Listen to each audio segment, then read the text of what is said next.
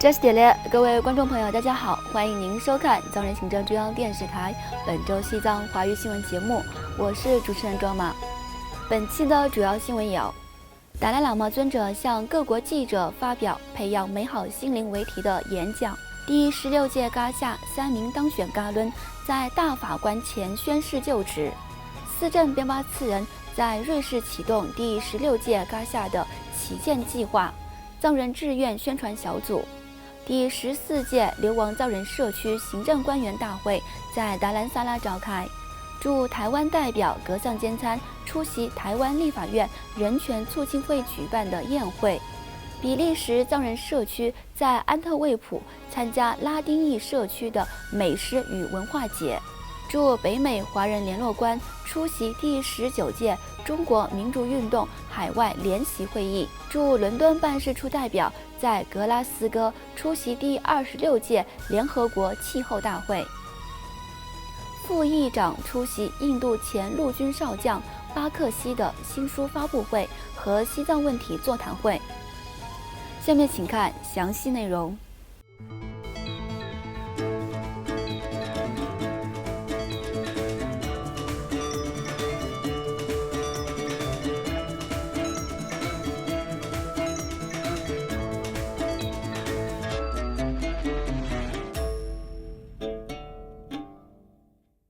因日本外国特派员协会和日本西藏之家的祈请，西藏精神领袖达赖喇嘛尊者于本周三11月10号在印北达兰萨拉的勤宫，透过网络视讯出席日本外国特派员协会举办的培养美好的心灵为题的讲座活动，并回答了与会各国记者的提问。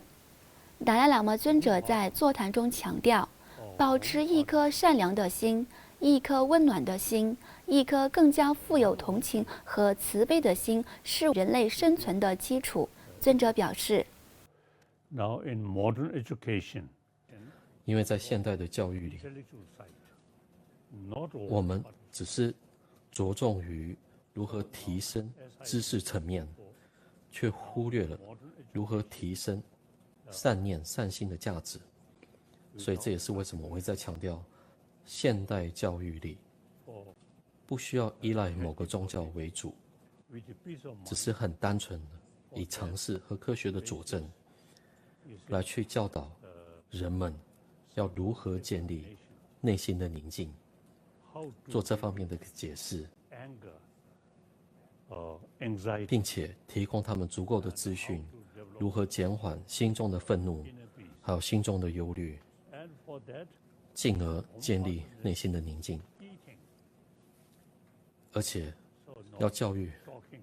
人们善念也好，善心也好，这才是幸福的重中之重的关键因素。与此同时，由司政边巴次仁提名并经第17届西藏人民议会批准的3名当选部长，于本周三在最高法院大法官的见证下宣誓就任第16届噶夏的噶伦。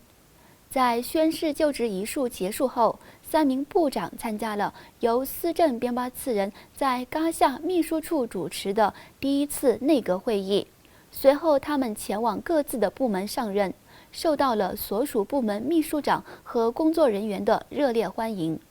噶伦塔兰卓玛女士担任教育部部长，噶伦加日卓玛女士担任安全部部长，噶伦诺增卓玛女士担任外交与新闻部部长。当天的宣誓就职仪式在司政会议厅举行，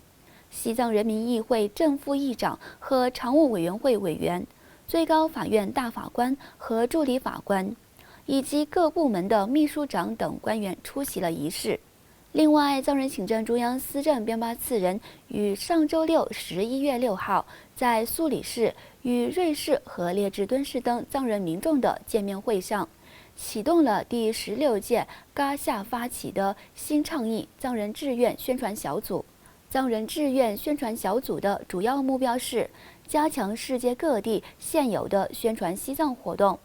为每一个藏人提供一个平台和机会，以自己的方式为西藏的自由事业做出贡献，从而加强世界各地对西藏问题的宣传。司政边巴次仁在启动仪式上发表讲话时，呼吁藏人民众，尤其是年轻一代的藏人加入这项倡议，并指出各国藏人社区正在经历着重大的社会和人口变化。截至目前，藏人分布在25个国家，已经成为各自国家的国民。尽管这种变化带来了挑战，但他们作为所在国公民的经历，非常理解当地的语言和政治体系，为他们积极参与争取国际社会对西藏议题的支持提供了独特的机会。本周早些时候，陪同司政访问欧洲的外交与新闻部人权事务处负责人朱丹吉女士，在比利时安特卫普、荷兰和巴黎向当地藏人介绍藏人志愿宣传小组。她强调，年轻一代的藏人需要承担更多的责任，在世界各国加强西藏问题宣传活动。与此同时，司政边巴次仁于上周四11月4号在瑞士首都伯尔尼会见了瑞士国会支持西藏小组主席尼古拉斯·瓦尔德议员，以及议员比尔海默女士和议员塞德里克·维莫特。议员尼古拉斯·瓦尔德告诉司政，他对瑞士国会支持西藏小组未来会有更多成员的加入而感到乐观，并保证继续支持西藏问题。司政还会见了苏黎世政府委员会成员马里奥·费尔，并向他介绍了在中国统治下西藏境内严峻的政治和人权状况。此外，由藏人行政中央内政部于本周二11月9号在印北达兰萨拉召开的第14届流亡藏人社区行政官员大会上，司政边巴次仁强调，要积极为各定居点中的贫困民众提供基本的生活必需品，并指出这是内政部的首要目标。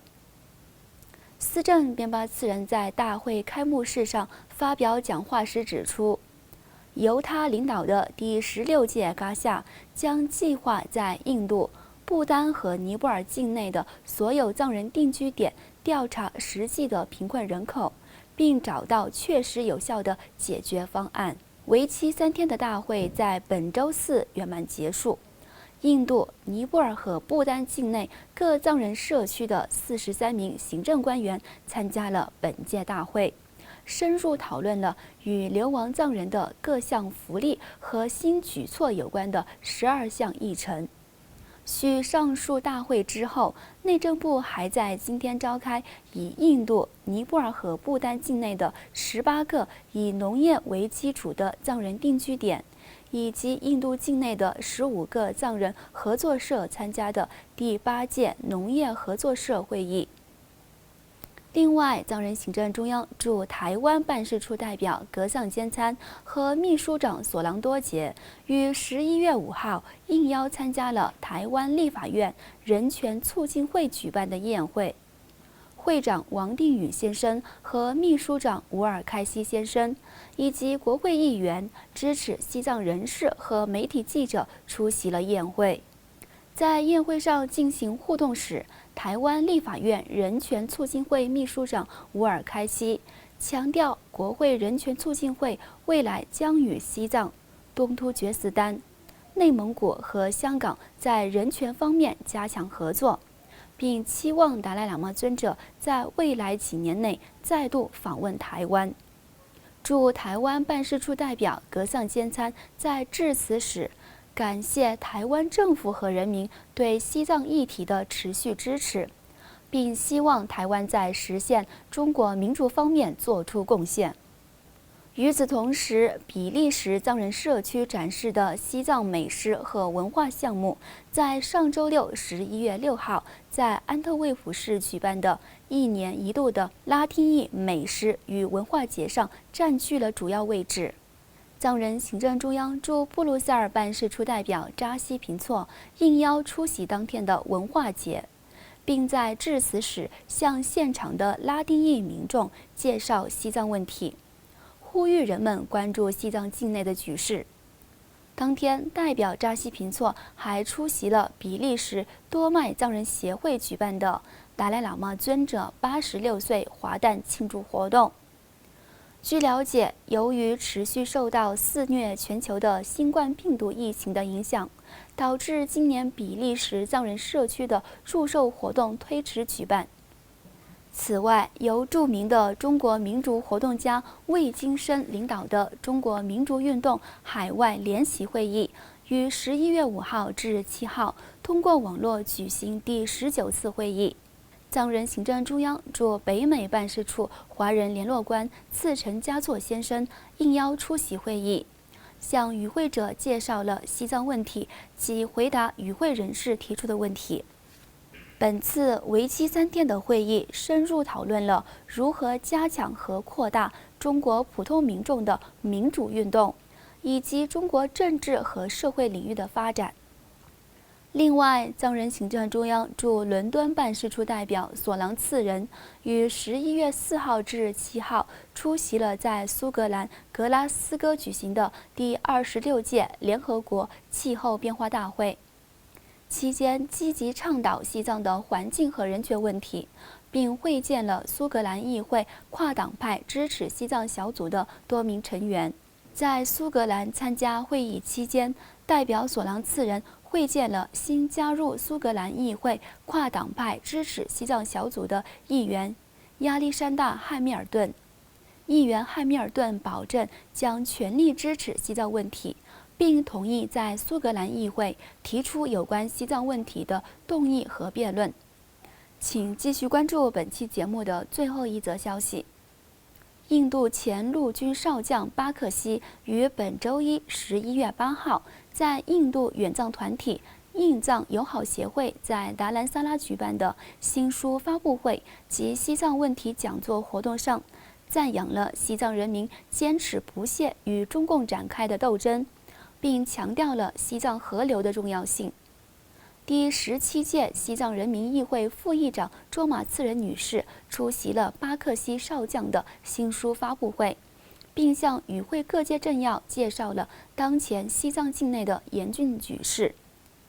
在主题为“印度、西藏、中国2021年的新视角”的讲座活动上，副议长卓玛次仁女士谈到，中共对西藏的入侵是中印两国之间边界争端的根本原因，同时强调了西藏在缓解两国边境冲突中的重要性。